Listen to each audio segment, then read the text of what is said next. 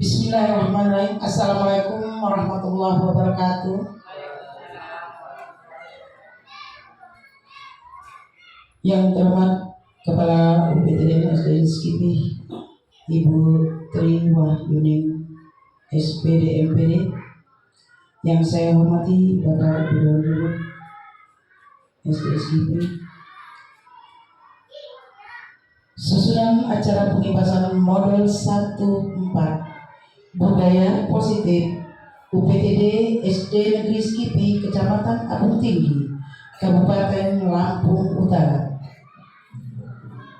Satu, pembukaan. Marilah kita buka acara ini dengan bersama-sama membaca lafaz basmalah. Bismillahirrahmanirrahim. Acara yang kedua, sambutan Kepala UPTD SD Skipi, yang dalam hal ini akan disampaikan oleh Ibu Tri Wahyuning SPD MPD. Kepada beliau kami persilakan.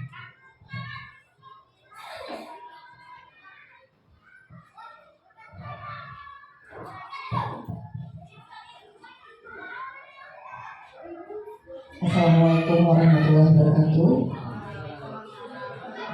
Tadi pun alhamdulillahirrahmanirrahim, pada pagi hari ini kita dapat berkumpul di SDN Skipi dalam rangka kegiatan penugasan modul 14 budaya positif UPTD SDN Negeri Skipi. Puji syukur kepada Allah Subhanahu wa Ta'ala atas berkat rahmatnya yang tercurahkan kepada kita semua. Alhamdulillah SDN Skipi mendapat kesempatan untuk mengikuti kegiatan guru penggerak. Dalam hal ini Ibu Bibur SPD masih sebagai calon guru penggerak, artinya masih banyak tahapan-tahapan yang harus dilalui oleh Ibu Bibur supaya untuk mendapatkan titel sebagai guru penggerak. Dan ini sampai dengan bulan Mei 2023. Luar biasa bebannya Ibu Biboni.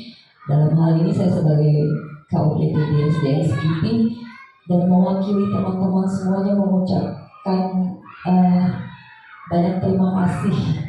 Kemudian juga dukungan sepenuhnya kepada Ibu Biboni untuk menyelesaikan tugasnya dalam rangka mencapai predikat guru penggerak.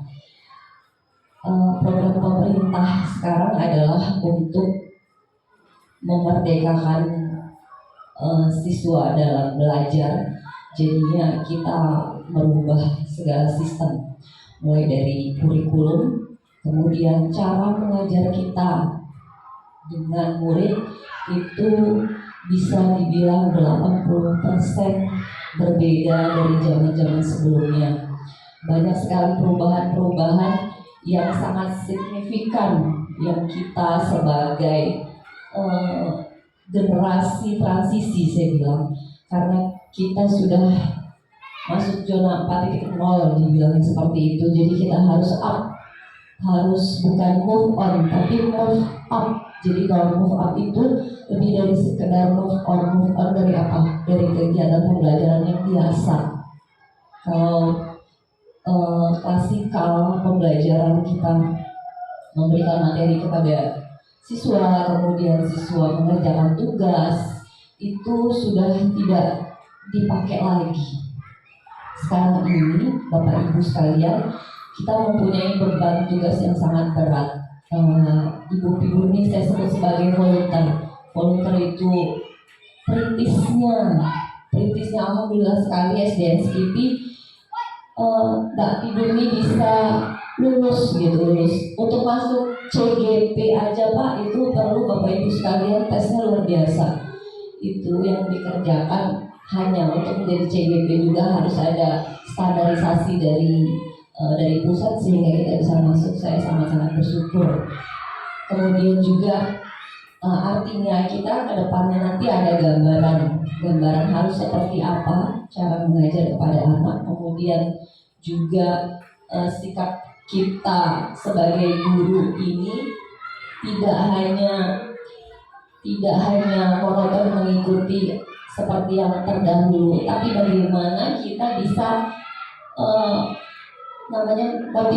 motivasi untuk lebih berkembang, variasi belajar. Kemudian juga yang paling signifikan itu kita harus mampu IT.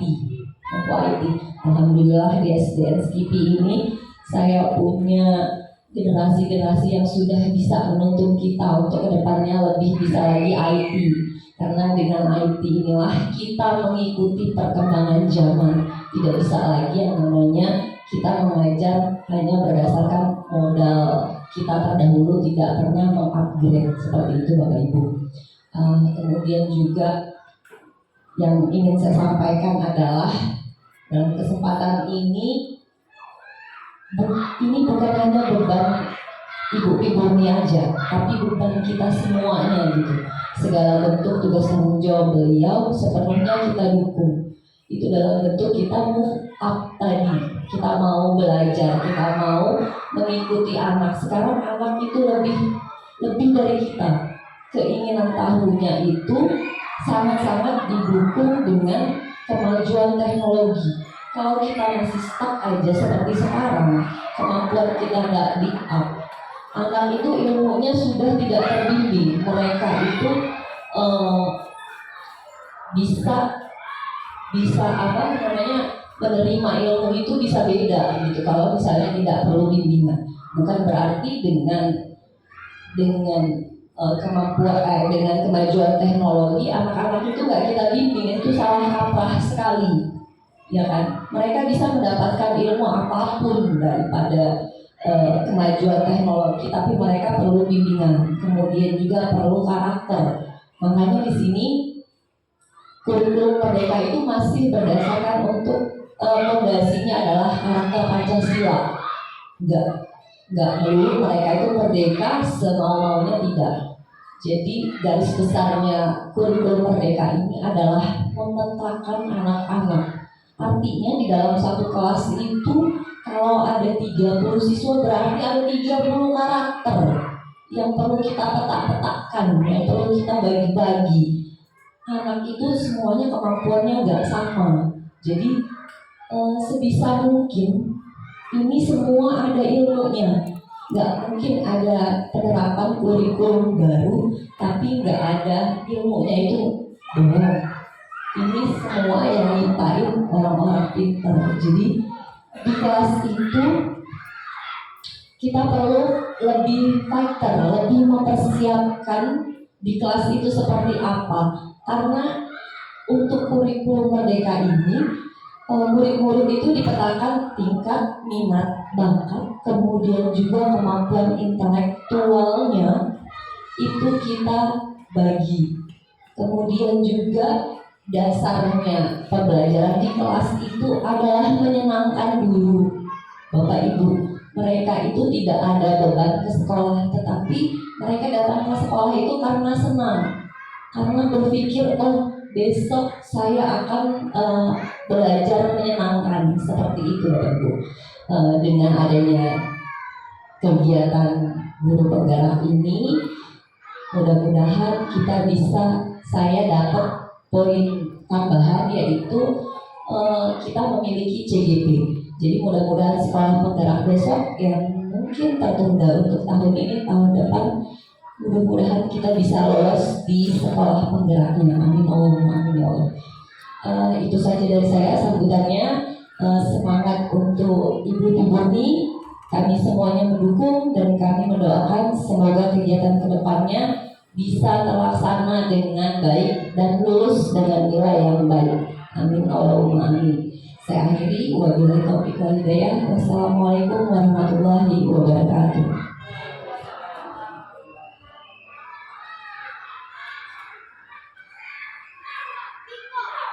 Karena tadi sambutan dari Kabupaten Skipi yang cukup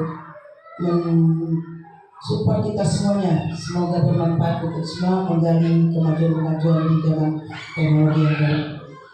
Acara selanjutnya penyampaian materi pengibasan modul 1/4 budaya positif PTD Skipi, Jabatan Abu Tinggi, Kabupaten Lampung Utara.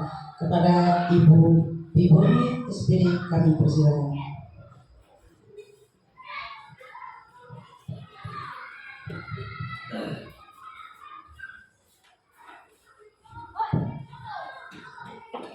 Bismillahirrahmanirrahim. Assalamualaikum warahmatullahi wabarakatuh. Tabi pun. Alhamdulillahirabbil alamin. Puji syukur kita panjatkan kepada Allah Subhanahu wa taala karena pada pagi menjelang siang ini kita masih diberikan nikmat berupa nikmat kesehatan sehingga kita dapat berkumpul di ruang kelas SD Negeri Sekipi yang kita cintai ini. Selanjutnya salam dan salam selalu kita limpah curahkan kepada Nabi besar kita, junjungan kita yaitu Nabi Muhammad Sallallahu Alaihi Wasallam. Baik Bapak Ibu, seperti yang sudah disampaikan bahwa hari ini adalah kegiatan calon guru penggerak yaitu pengimbasan Bapak Ibu. Pengimbasan dalam arti berbagi saya dengan Bapak Ibu semuanya dan juga nanti berbagi Bapak Ibu kepada saya.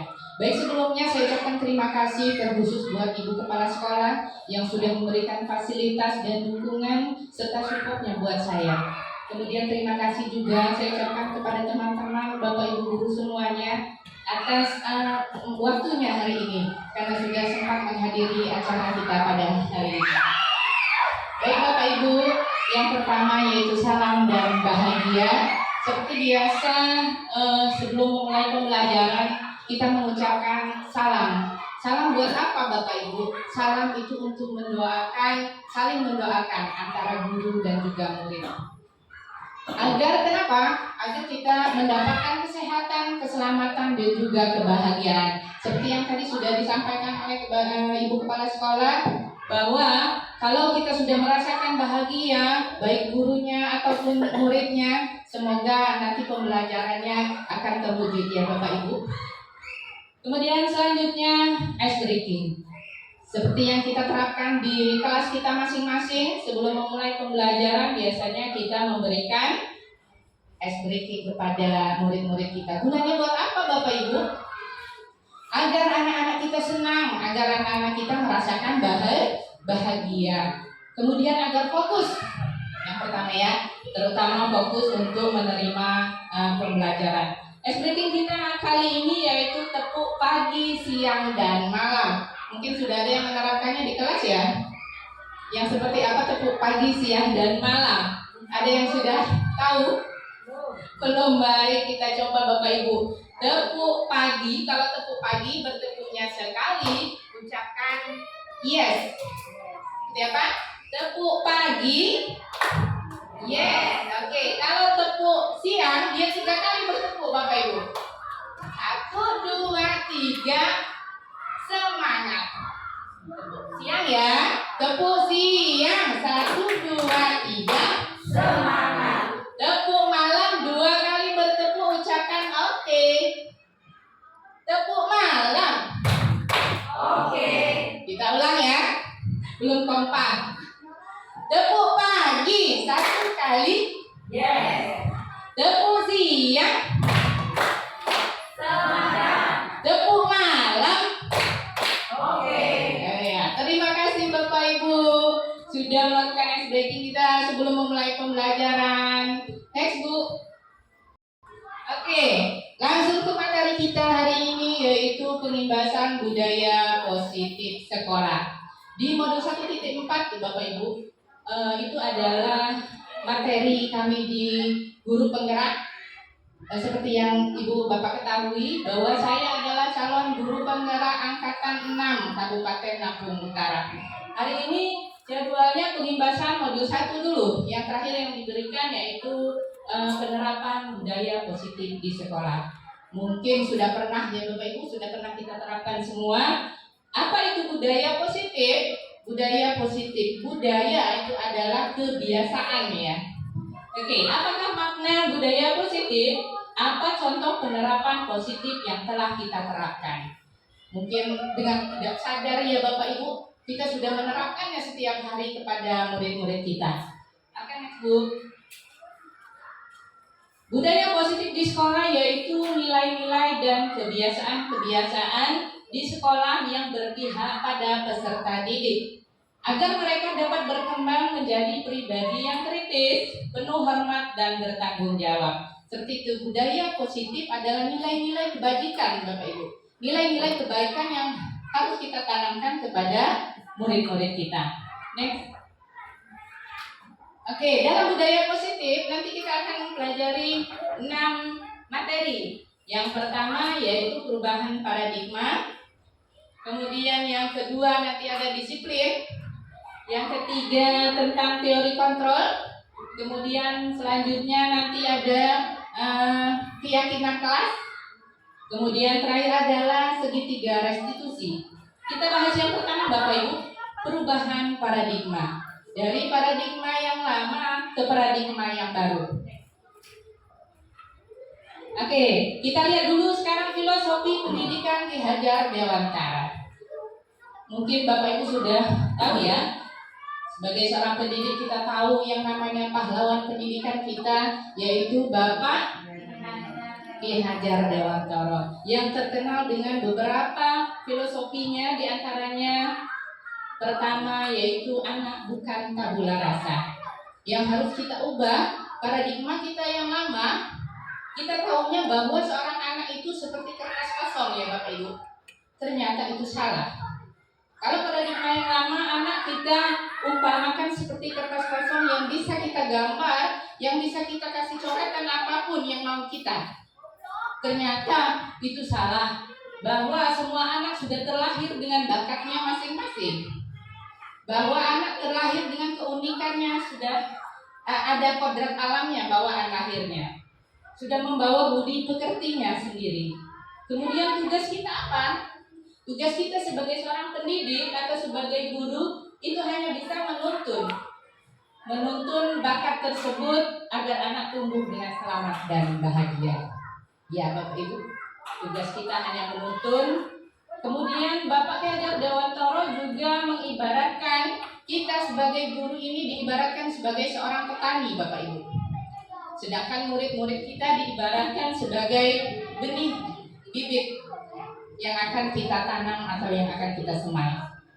Diumpamakan sebagai bibit jagung misalkan. Apa tugasnya guru atau petani ini?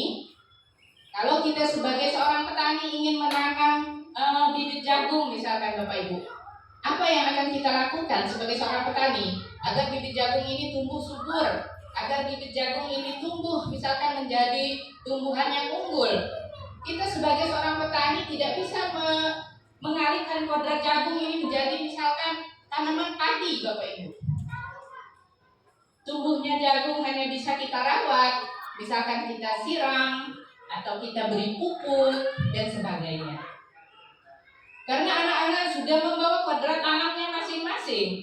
Tinggal kita sebagai seorang guru menuntunnya sesuai dengan kodrat alam dan kodrat zamannya saat ini. Baik, yang terakhir yaitu berpihak kepada murid. Nah, yang ini yang akan kita bahas. Sekarang kita sudah memasuki kurikulum yang namanya kurikulum merdeka. Berpihak kepada murid berarti kita memberikan kebebasan kepada anak murid kita. Dalam arti di sini kebebasan kita sebagai seorang guru harus menuntun agar kebebasan mereka tidak melenceng dari nilai-nilai leluhurnya atau nilai-nilai kebajikan. Masih di berpihak pada murid tentang kebebasan yang harus kita kembangkan di dalam diri murid sesuai dengan potensinya masing-masing. Ya Bapak Ibu. Lanjut ke paradigma selanjutnya yaitu perubahan paradigma dari stimulus respon ke teori kontrol. Di sini dikatakan, bisakah kita mengontrol seseorang? Saya tanya Bapak Ibu, bisakah kita mengontrol seseorang? Tidak kan?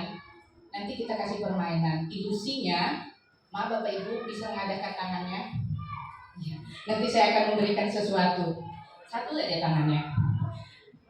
Ilusinya, saya akan memberikan sesuatu yang sangat berharga bagi Bapak Ibu. Ya, sesuatu yang sangat berharga. Bagaimana caranya kita mempertahankan sesuatu yang sangat berharga itu? Yuk kita genggam. Sudah ibu kasih, udah saya kasih ya. Bagaimana caranya kita mempertahankan sesuatu itu yang sangat-sangat berharga sekali bagi hidup kita? Apa yang kita lakukan jika seseorang datang, misalkan saya yang datang, memberi bujukan, rayuan agar saya bisa mendapatkan sesuatu yang berharga itu dari Bapak Ibu? Apa yang akan Bapak Ibu lakukan? Apa yang akan Ibu lakukan? Mau disimpan aja. Oh, mau disimpan aja. Kalau Ibu mau diapakan? Ya mau dijaga juga Bu. Oh, mau dijaga. Nggak dikasih Bu. Walaupun saya sudah ngasih bujukan, rayuan seperti itu nggak dikasih. Apalagi pemaksaan. Ya, iya. Begitulah teori kontrol Bapak Ibu. Berarti kita ini tidak bisa mengontrol seseorang. Siapa yang dapat mengontrol diri kita? Yang dapat mengontrol diri kita hanya diri kita sendiri. Iya, bukan TV ya Bapak Ibu. Yang bisa ada remote kontrolnya, yang bisa kita suruh diam misalkan ya. Yang tidak bisa kita kontrol itu adalah orang lain. Stimulus responnya, kita mencoba mengubah orang agar berpandangan sama dengan kita. Apa bisa? Jelas tidak bisa. Di teori kontrol, kita berusaha memahami pandangan orang lain tentang dunia. Kemudian perilaku buruk dilihat sebagai suatu kesalahan. Itu ilusinya. Semua perilaku memiliki tujuan. Misalkan itu seperti ini. Orang datang marah-marah kepada kita, tapi kita tidak merasakan apa ini orang ini marah-marah. Apa bisa kita menyetopnya? Tentu tidak bisa. Yang bisa mengontrol diri kita sendiri, apa yang harus kita sampaikan orang yang marah-marah tersebut misalkan. Apa kita menjawabnya atau kita melawannya, hanya diri kita sendiri yang dapat mengontrolnya. Oke, orang lain bisa mengontrol saya. Hanya Anda yang bisa mengontrol diri Anda sendiri. Teori kontrol. Saya bisa mengontrol orang lain. Anda tidak bisa mengontrol orang lain. Kemudian pemaksaan ada pada saat bujukan gagal. Sedangkan di teori kontrol adalah kolaborasi dan kesepakatan menciptakan pilihan-pilihan baru. Model berpikir menang atau kalah. Sedangkan di teori kontrol itu model berpikir menang dan menang. Baik, untuk yang materi selanjutnya yaitu disiplin. Makna dari disiplin. Kata disiplin sering dikaitkan dengan kata tertib, teratur, dan kepatuhan pada peraturan. Kata disiplin juga sering dihubungkan dengan hukuman, padahal itu sungguh berbeda Bapak Ibu. Sebenarnya kata disiplin itu adalah belajar. Disiplin itu belajar. Seperti yang kita tahu selama ini, kita tahunya bahwa disiplin itu adalah peraturan yang harus dijalankan atau ditaati. Sedangkan di dalam filosofi Ki Hajar Dewantara bahwa disiplin itu adalah belajar, melajarkan diri kita untuk bertanggung jawab. Dengan disiplin tidak harus dengan memberi hukuman Bapak Ibu, karena hukuman itu bukan untuk yang lagi belajar. Oke, justru itu adalah salah satu alternatif terakhir dan kalau perlu tidak kita berikan sama sekali. Next. Ki Hajar Dewantara juga menyatakan bahwa untuk mencapai kemerdekaan atau dalam konteks pendidikan kita saat ini dan untuk menciptakan murid yang merdeka, syarat utamanya adalah harus ada disiplin kuat. Seperti yang tadi disampaikan filosofinya, yaitu berpihak kepada murid, berarti kita sebagai guru memberikan kemerdekaan kepada murid-murid kita yang memiliki motivasi internal dari dalam dirinya. Jika kita tidak memiliki motivasi internal, maka kita memerlukan motivasi dari orang lain atau eksternal. Nah, ini Bapak Ibu, teori motivasi perilaku manusia. Ada yang eksternal, dan juga internal. Yang pertama, untuk menghindari ketidaknyamanan atau untuk menghindari hukuman. Apa yang akan terjadi apabila saya tidak melakukannya? Kita contohkan saja di sekolah kita. Murid ataupun guru Mengapa kita melakukannya? Disiplin, misalkan disiplin waktu. Apa yang akan terjadi apabila saya tidak melakukannya? Nanti nggak enak dibilangin sama kawan-kawan kalau saya datangnya siang misalkan. Nanti nggak enak saya ditegur kepala sekolah kalau saya datangnya siang. Makanya saya datang pagi-pagi. Seperti itu ya, Bapak Ibu ya. Itu berarti motivasinya eksternal. Kemudian yang kedua, untuk mendapatkan imbalan dari orang lain atau institusi. Apa yang akan saya dapatkan apabila saya melakukannya? Sama juga contohnya Bapak Ibu. Disiplin waktu misalkan. Guru dulu ya, baru murid. Kalau guru biasanya yang ngasih imbalan itu adalah kepala sekolah. Ya, reward contohnya. Apa yang akan saya lakukan apabila saya tidak melakukannya? Kalau tidak melakukannya berarti saya tidak dapat imbalan gitu ya. Berarti itu motivasinya dari luar atau eksternal. Yang terakhir, untuk menghargai diri sendiri, menjadi insan sesuai harapan kita. Berarti sadar diri. Saya akan menjadi orang yang seperti apa bila saya melakukannya? Ya Bapak Ibu, itu motivasi internal dan tujuan disiplin positif kita. Nah, di sini ada lingkarannya. Jadi mana disiplin positif itu kita dapatkan dari yang pertama, pusatnya itu di kelas kita masing-masing. Peraturan kelas kita yang pertama. Kemudian keyakinan kelas. Kemudian kalau sudah membuat keyakinan kelas, baru dia diterapkan di lingkungannya menjadi lingkungan positif dan menjadi budaya di sekolah kita, yaitu budaya positif. Next. Ini Bapak Ibu, dalam penerapan keyakinan kelas. Kalau dulu kita membuat bukan keyakinan kelas ya Bapak Ibu, tapi bisa peraturan atau bisa keyakinan. Iya, di kelas 1 sudah ada Bu. Bentuknya bukan keyakinan kelas tetapi apa itu Bu Dewi? Peraturan kelas. Tapi sekarang diubah menjadi keyakinan kelas, hukuman dan penghargaan. Mengapa tidak peraturan saja misalkan? Mengapa harus keyakinan kelas? Kita berpikir saja, kalau peraturan sering dibuat dari zaman dahulu peraturannya di kelas Bapak Ibu. Tapi apa yang terjadi? Anak-anak selalu diulang-ulang seperti itu. Peraturan yang dilanggar atau tidak ditaati. Kita buat keyakinan kelas. Kenapa keyakinan kelas? Misalkan kalau kita menjalankan sesuatu itu kita sudah yakin Bapak Ibu. Apa yang akan kita lakukan kalau kita sudah yakin dengan sesuatu itu? Contohnya seperti ini. Mengapa kita memiliki peraturan yang harus menggunakan helm bila mengendarai kendaraan roda 2 misalkan? Mengapa kita harus memakai helm? Kita yakin kalau kita memakai helm, merasa aman, selamat di perjalanannya Bapak Ibu. Seperti itulah keyakinan. Kemudian mengapa kita memiliki peraturan 3M misalkan? Menggunakan masker, mencuci tangan, dan menjaga jarak.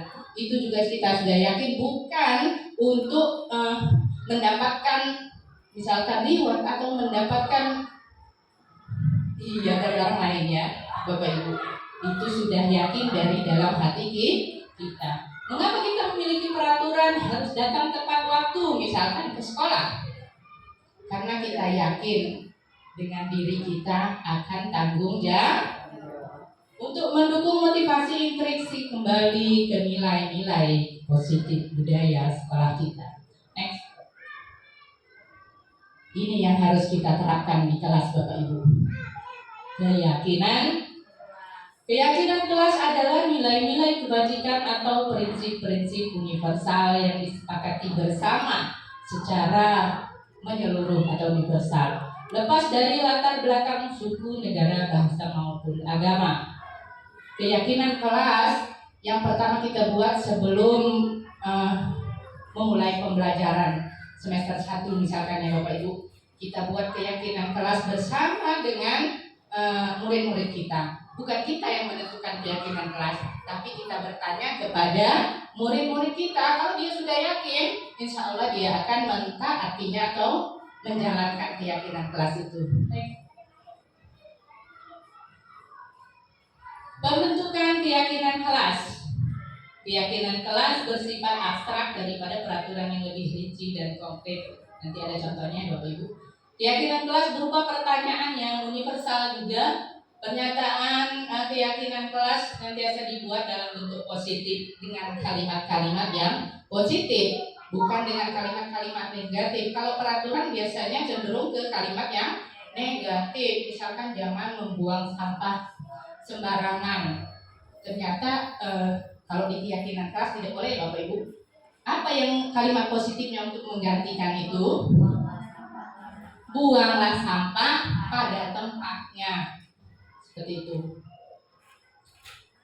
Semua warga kelas sebaiknya ikut berkontribusi dalam membuat kegiatan kelas lewat surat pendapat. Berarti saling berpendapat antar siswa dan juga guru. Kita sebagai guru hanya bisa menuntun mereka untuk membuat keyakinan kelas. Next. Nah ini Bapak Ibu, kalimat positif berupa kalimat negatif berupa peraturan dan juga diganti dengan keyakinan kelas. Kalau yang pertama peraturan misalkan selalu kembalikan buku kepada tempatnya, diganti dengan tanggung jawab. Dilarang mengganggu orang lain. Di keyakinan kelas itu menghormati orang lain dan diri sendiri. Kemudian hadir di sekolah 15 menit sebelum pembelajaran dimulai, menghormati orang lain, komitmen pada tujuan. Dilarang melakukan kekerasan, itu bisa diganti dengan keselamatan atau menghormati teman ya, bisa dengan menghormati orang lain. Dilarang menggunakan narkoba, bisa diganti dengan kesehatan. Bergantian atau menunggu giliran, sama menghormati orang lain atau dengan kesabaran. Gunakan masker, kesehatan dan keselamatan. Jangan berlari di kelas atau koridor. Seperti itu juga keselamatan dan keamanan. Oke, next. Oh iya, buat yang keyakinan kelas ya Bapak Ibu. Semoga nanti di semester 2 kita bisa menerapkan di kelas kita masing-masing. Iya. Jangan lupa keyakinan kelasnya kalau sudah dibuat ditempel di dinding kelasnya masing-masing ya Bapak Ibu. Dari kelas 1 sampai kelas 6 insyaallah. Oke, sekarang dihukum oleh penghargaan. Apa sih itu? Katanya. Apa yang kita pikirkan dengan kata-kata tersebut? Dihukum oleh penghargaan. Ternyata penghargaan itu juga bisa menjadi hukuman, Bapak Ibu. Yang seperti apa penghargaan menjadi hukuman? Kita lihat di sana pengaruh jangka pendek dan jangka panjang. Kalau kita misalkan memberikan penghargaan kepada murid biasanya dia memberikan penghargaan kalau anak itu mendapatkan peringkat misalkan, seperti yang biasa kita lakukan setelah membagi rapot anak-anak. Ternyata penghargaan itu bisa menjadi hukuman seperti apa? Bagaimana kalau anak tersebut sudah tidak mendapatkan peringkat lagi misalkan? Ya jelas kita tidak mengasih penghargaan ya Bapak. Apa yang dirasakan oleh anak tersebut kalau dia sudah tidak mendapatkan penghargaan? Apa yang dirasakannya? Mungkin kecewa, sedih ya. Nah itulah yang dikatakan dihukum oleh penghargaan. Penghargaan menghukum, seperti itu. Penghargaan mengurangi ketepatan. Ternyata penghargaan kadang kurang tepat gitu. Penghargaan tidak efektif. Penghargaan merusak hubungan. Merusak hubungan di sini misalkan antar teman. Teman yang satu mendapat penghargaan karena dia mendapatkan ranking 1 atau nilai terbaik. Apa yang dirasakan temannya yang satu lagi? Ya sama ya Bapak Ibu ya. Mungkin dia akan kecewa, sedih. Kenapa saya tidak mendapatkan penghargaan? Seperti itu yang dihukum oleh penghargaannya. Ini bentuk hukuman atau konsekuensi. Nanti dijelaskan hukuman itu apa, konsekuensi itu apa. Tindakan guru. Bisa bantu saya bacakan Bapak Ibu? Bu Ulan yang nomor 1. Catat 100 kali di dalam kalimat. Saya tidak akan terlambat lagi karena terlambat ke sekolah. Baik. Mencatat 100 kali. Mungkin kita pernah menerapkannya kepada murid-murid kita ya Bapak Ibu ya. Ternyata itu adalah suatu bentuk apa? Hukuman atau konsekuensi. Misalkan dia datang terlambat. Kamu datang terlambat hari ini. Sudah sama kamu. Catat 100 kali saya tidak akan datang terlambat. Kira-kira hukuman atau konsekuensi? Bentuk hukuman. Kemudian yang kedua, lari mengelilingi lapangan basket 2 kali karena terlambat hadir ke sekolah. Bentuk hukuman atau konsekuensi?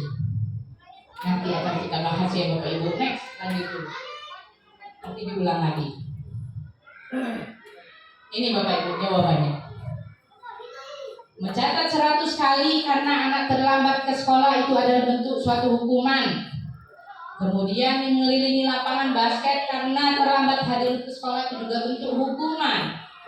Murid diminta untuk push up 15 kali, itu juga bentuk hukuman. Yang seperti apa konsekuensinya? Seperti ini. Menggantikan kertas tugas teman yang telah dicoret-coret. Bukan kita kasih hukuman ya Bapak Ibu ya, tetapi kita kasih konsekuensi bahwa anak itu harus menggantikan kertas temannya yang sudah dicoret-coret misalnya. Kemudian membersihkan tumpahan air di meja tulis karena tersenggol pada saat belajar. Bukan kita berikan hukuman, tetapi kita berikan konsekuensinya. Kemudian yang selanjutnya murid disuruh untuk mengenakan sepatu seharian di sekolah karena tidak mengenakan sepatu seragam, sepatu hitam, itu bentuk hukuman. Karena anak tidak disuruh pakai sepatu karena dia tidak seragam misalkan. Kemudian yang ini yang termasuk konsekuensi, lari mengelilingi lapangan basket 2 kali karena terlambat 10 menit untuk pelajaran PJOK. Kenapa yang ini dimasukkan ke konsekuensi Bapak Ibu? Kenapa? Karena memang nyambung. Karena dia di pelajaran PJOK ya. Perbedaannya ini Bapak Ibu antara hukuman dan konsekuensi.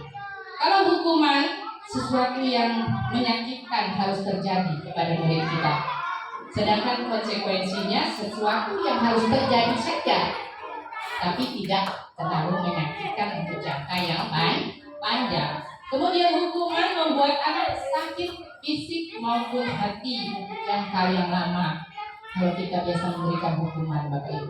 Sedangkan konsekuensi anak menghargai disiplin. Lanjut, anak membenci kedisiplinan kalau selalu diberikan hukuman. Kemudian ada paksaan, mendorong anak menyakiti diri sendiri, konsep diri yang buruk. Anak belajar untuk menyembunyikan kesalahannya atau berbohong. Ya, kalau dihukum, mending saya berbohong, kata anak-anak seperti itu. Merasa marah, rasa bersalah, dipermalukan, merasa tak dihargai. Itu yang dirasakan anak-anak kalau diberikan hukuman. Beda dengan konsekuensi. Kehilangan hak dibuat tidak nyaman, diasingkan untuk sementara saja, bukan untuk jangka yang panjang. Oke, next. Selanjutnya di materi kebutuhan dasar manusia. Sudah tahu semua ya Bapak Ibu ya, apa sih yang kita butuhkan, apa sih yang manusia butuhkan. Di antaranya cinta kasih sayang atau diterima.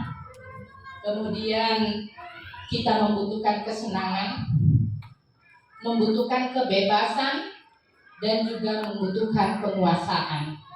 Sama dengan murid-murid kita Bapak Ibu. Namanya kebutuhan dasar manusia atau survival. Lanjut. Ini ada sebuah kasus Bapak Ibu. Nanti kita akan menentukan kasus seperti ini, menentukan hukuman, konsekuensi atau apa di teori kontrol nanti ya Bapak Ibu. Kasusnya saya bacakan dulu. Sabrina hari ini bangun terlambat dan terburu-buru sampai ke sekolah. Dia pun akhirnya sampai di gerbang sekolah, tetapi baru menyadari kalau tidak menggunakan sepatu hitam seperti tertera di peraturan sekolah. Di depan pintu kelas, Bapak Lukman memperhatikan sepatu Sabrina yang berwarna coklat. Sabrina berusaha menjelaskan bahwa dia terburu-buru dan lupa mengenakan sepatu berwarna hitam. Next. Kemudian Sabrina meminta maaf dan memohon kembali kepada Pak Lukman agar tetap dapat mengenakan sepatunya dan berjanji tidak akan mengulangi kesalahannya. Namun Pak Lukman tidak mau tahu. Kamu tidak melanggar, kamu telah melanggar peraturan sekolah.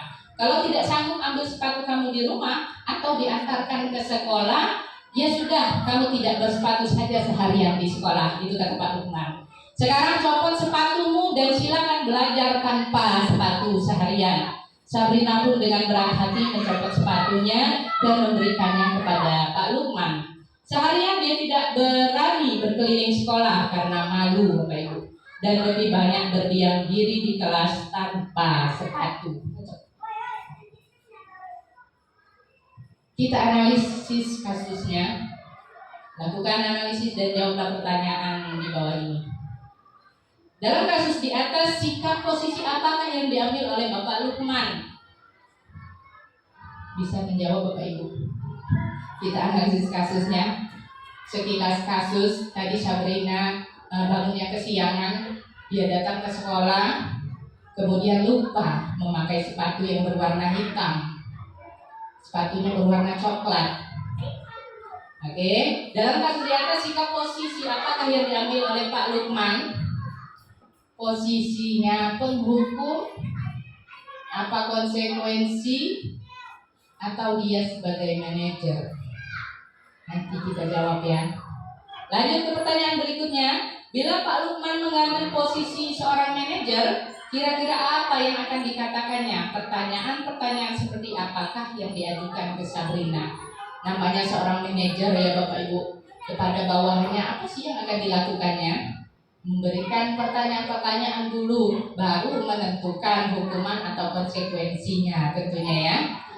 Kemudian kira-kira bila Anda sebagai seorang kepala sekolah, ini kita tanyakan kepada Ibu Kepala Sekolah, nilai kebajikan apa yang ingin dituju oleh peraturan bahwa harus memakai sepatu berwarna hitam, Bu ya? Kemudian bagaimana Anda menyikapi langkah yang diambil Pak Lukman mengenai kasus tersebut? Boleh ke depan Ibu Kepala Sekolah. Nilai kebajikan apa yang ingin dituju oleh peraturan sekolah bahwa harus mengenakan sepatu berwarna hitam? Menurut pendapat saya, nilai kebajikan untuk sepatu berwarna hitam itu adalah keseragaman. Jadi keseragaman itu dibuat agar tidak ada di antara murid-murid itu yang berbeda. Karena sepatu itu bisa membuat tingkatan sosial anak di antara anak-anak itu bisa menimbulkan kesan ada yang di bawah dan ada yang di atas, seperti itu sih keseragaman gitu kebijakannya. Terima kasih Ibu Kepala Sekolah. Kasih tepuk tangan Bapak Ibu. Oke, itu tadi tanggapan dari Ibu Kepala Sekolah. Next, jawabannya seperti itu ya Bapak Ibu. Dalam konteks penerapan disiplin, Pak Lukman sebaiknya mencari tahu dulu alasannya. Mengapa? Tadi saya sudah menjelaskan, tapi tidak mau didengarkan, langsung diberi hukuman. Next. Ini yang terakhir, bila Bapak Lukman mengambil posisi seorang manajer, kira-kira apa yang akan dikatakannya? Pertanyaan-pertanyaan apa sebagai seorang manajer itu kepada bawahannya, misalkan bawahannya melanggar peraturan. Mengapa kamu bangun terlambat, Sabrina? Mengapa kamu mengenakan sepatu berwarna coklat, misalkan? Mengapa kamu berani melanggar peraturan sekolah? Baru Bapak Lukman ini bisa menentukan hukuman atau konsekuensi yang harus ditanggung oleh muridnya si Sabrina tadi ya Bapak Ibu. Next.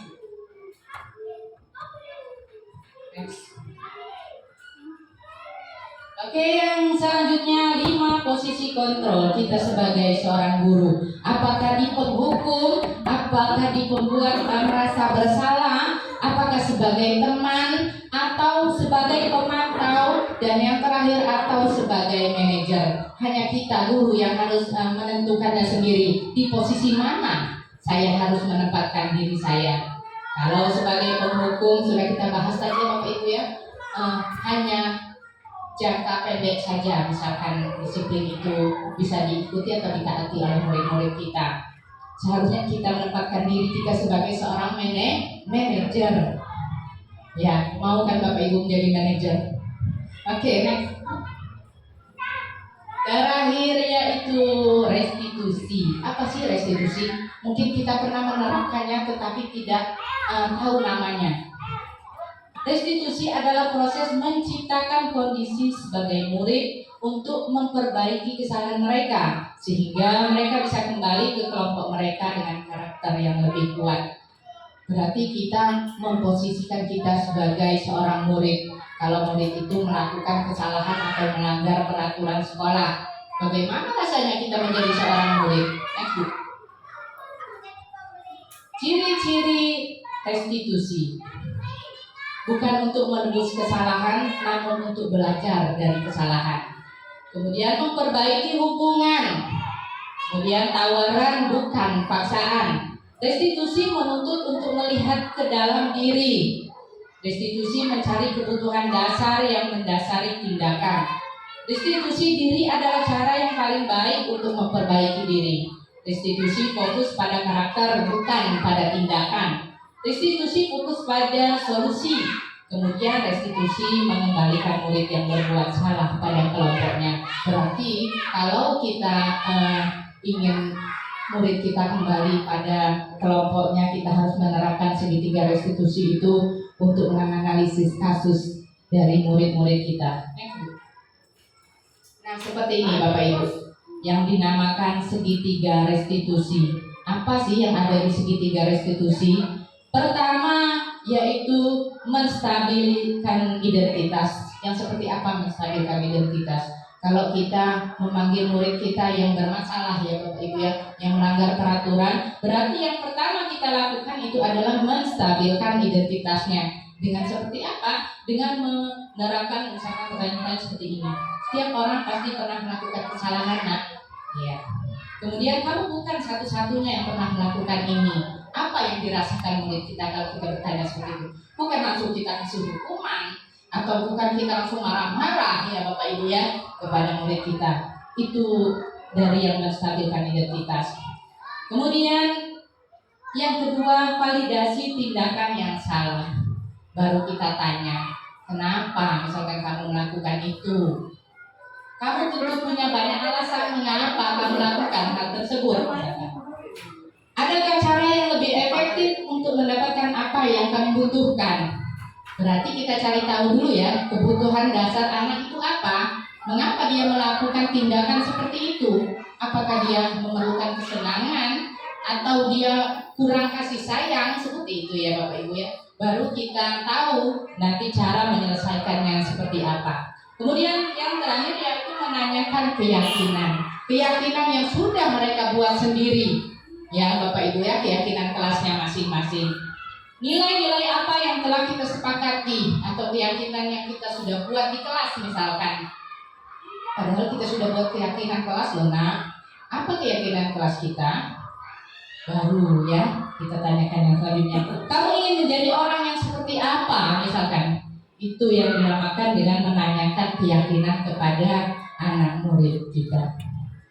Ya Bapak Ibu, seperti itu. Oke, selesai. Seperti itu Bapak Ibu, hari ini pengimbasan atau berbagi di pembelajaran modul 1 PGP, yaitu segitiga restitusi sudah selesai. Yang terakhir itu adalah segitiga restitusi yang termasuk dalam materi nilai positif sekolah. Terima kasih atas waktu yang Bapak Ibu berikan. Kemudian semoga kita semua selalu diberikan kesehatan, keselamatan.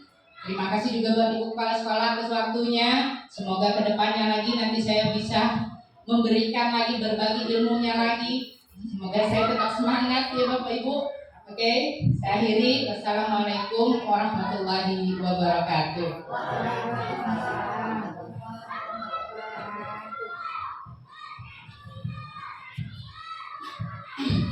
Baik Bapak Ibu, itulah tadi penyampaian materi yang sangat luar biasa oleh Ibu Pebuni Semoga apa saja materi disampaikan dapat kita sedikit demi sedikit untuk merubah cara mengajar kita yang selama ini kita terapkan. Kita bangga punya satu orang calon guru penggerak yang dapat kita ajukan untuk SDSKP, dapat merubah motivasi guru-guru tenaga pendidik di SDSKP. Baik, acara berikutnya yaitu penutup. Dalam acara mungkin saya banyak sekali kekeliruan dan tidak maksimal. Kepada Bapak Ibu sekalian saya mohon maaf, dan saya mohon ampun. Saya ini wassalamualaikum warahmatullahi wabarakatuh. Kita tutup acara ini dengan membaca lafaz hamdalah. Alhamdulillah rabbil alamin. Kasih hapus dulu.